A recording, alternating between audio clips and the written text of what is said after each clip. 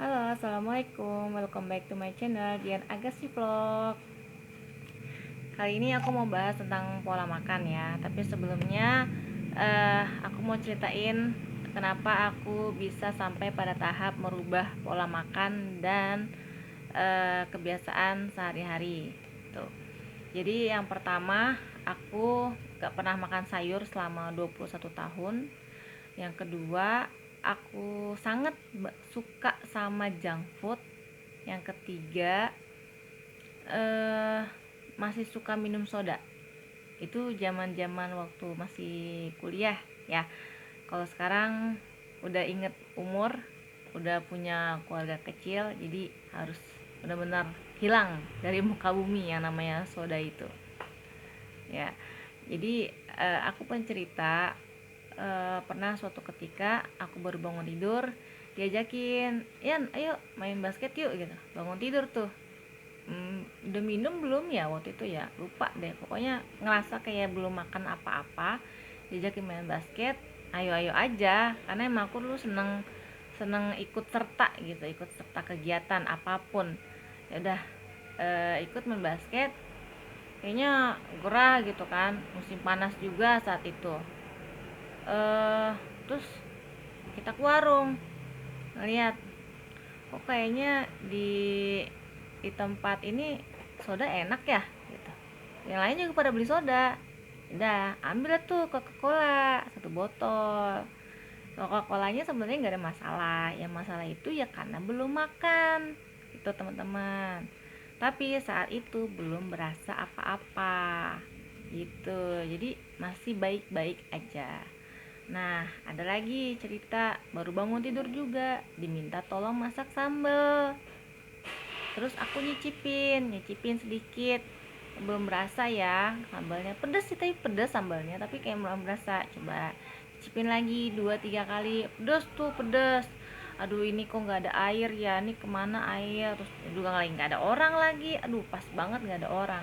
Adanya di situ botol soda lagi. Ya udah, minum aja deh sedikit seteguk, yang penting menghilangkan rasa pedas.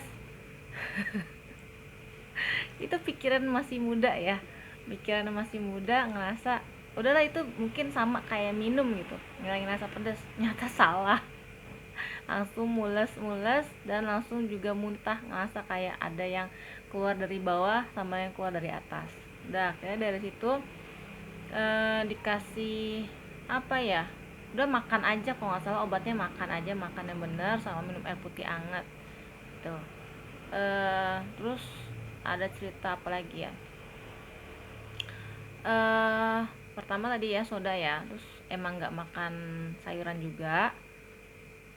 Kenapa nggak makan sayuran? Karena dulu sayuran yang orang-orang masak buat lidah aku itu nggak enak. Karena setengah matang buat aku.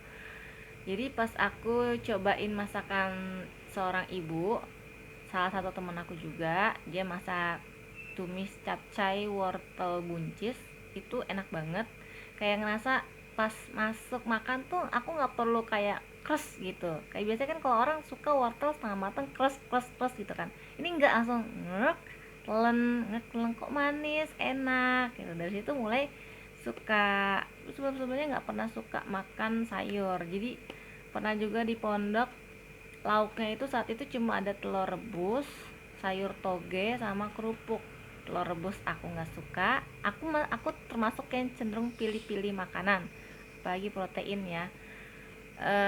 Tapi ya terima-terima aja, emang kalau nggak ada tuh nggak nyari gitu. Ya udah, makan makan aja. Jadi aku cuma makan nasi, kuah sayur sama kerupuk, nikmatin aja saat itu.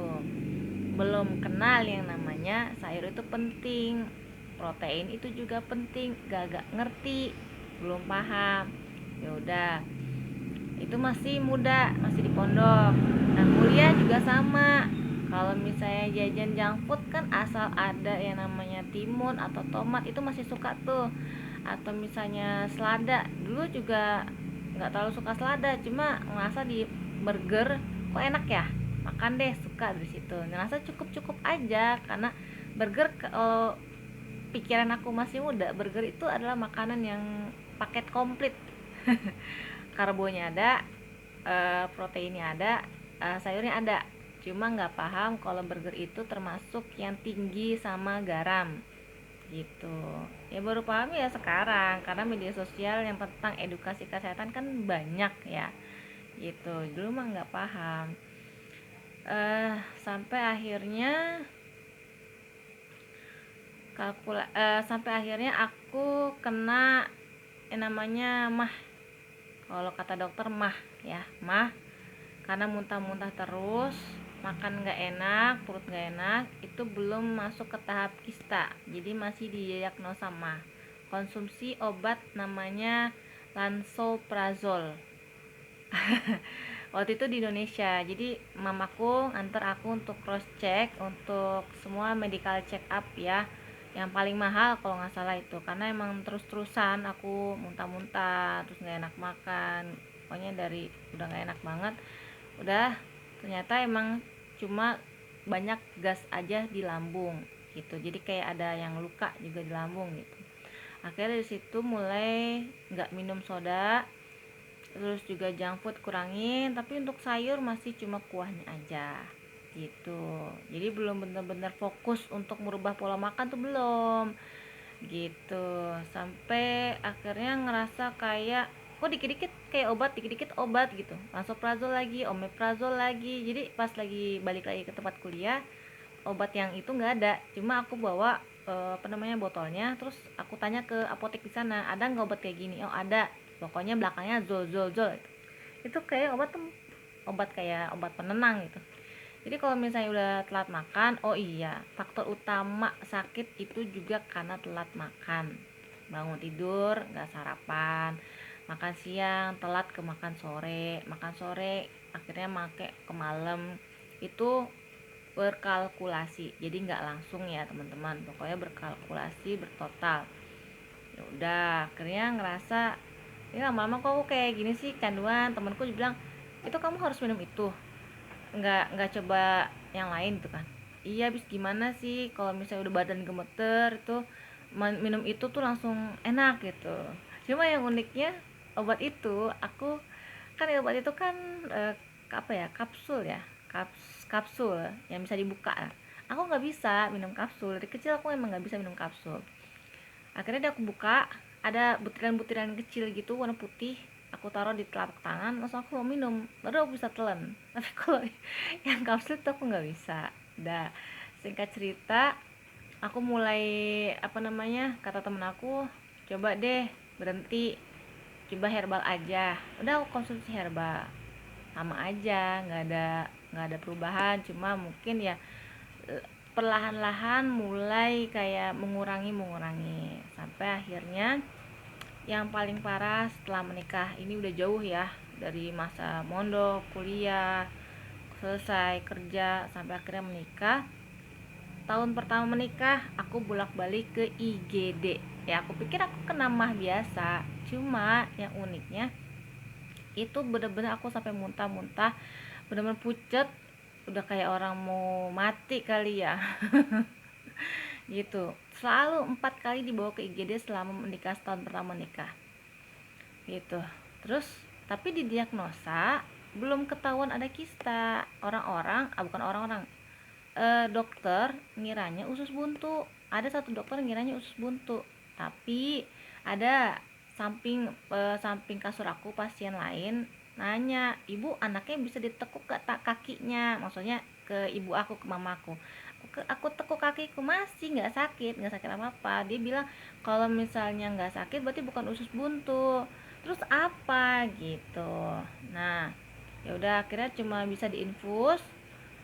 Pas kali keempat yang terakhir, itu bener-bener baru ada salah satu perawat yang nyaranin untuk USG. Nah di situ baru ketahuan, dan dokter shock banget, itu udah 11 cm, sangat besar kista gitu, gede banget. Jadi selama ini waktu aku pernah sakit perut juga sama kayak di tempat mama. Aku juga pernah sakit perut juga sampai aku didorong pakai kursi roda sama teman-teman aku waktu di tempat kuliah, dan aku USG juga apa kalau nggak salah ya, cuma karena itu di negeri orang aku nggak paham bahasanya, dia bilang cis gitu, CYST, mungkin itu kista kali ya, dia bilang 2,5 cm ada kalau nggak salah, masih ada hasil laboratoriumnya masih ada, cuma aku nggak paham.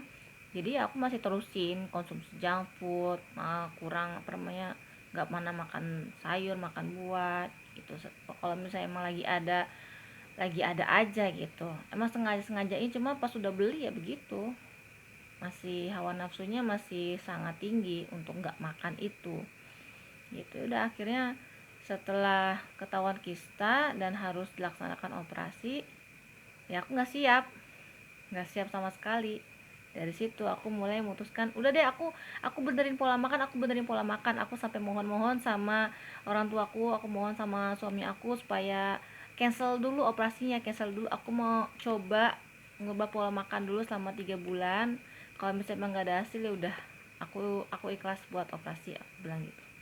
Ya udah, akhirnya aku cari-cari tahu, udah mulai banyak tuh konten-konten edukasi tentang kesehatan, cara merubah pola makan bagaimana, dan harus juga kebiasaan seperti harus rutin olahraga, rutin banyak gerak, minum air putih juga.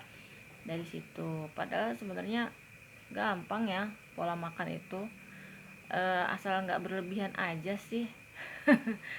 Gitu. Nah, untuk teman-teman yang sedang merasakan yang sama kayak aku, mungkin belum tahu sakitnya apa, mungkin ada yang rasa pegel-pegel atau perut nggak enak, coba di basicnya dulu, di pola makannya dulu dirubah.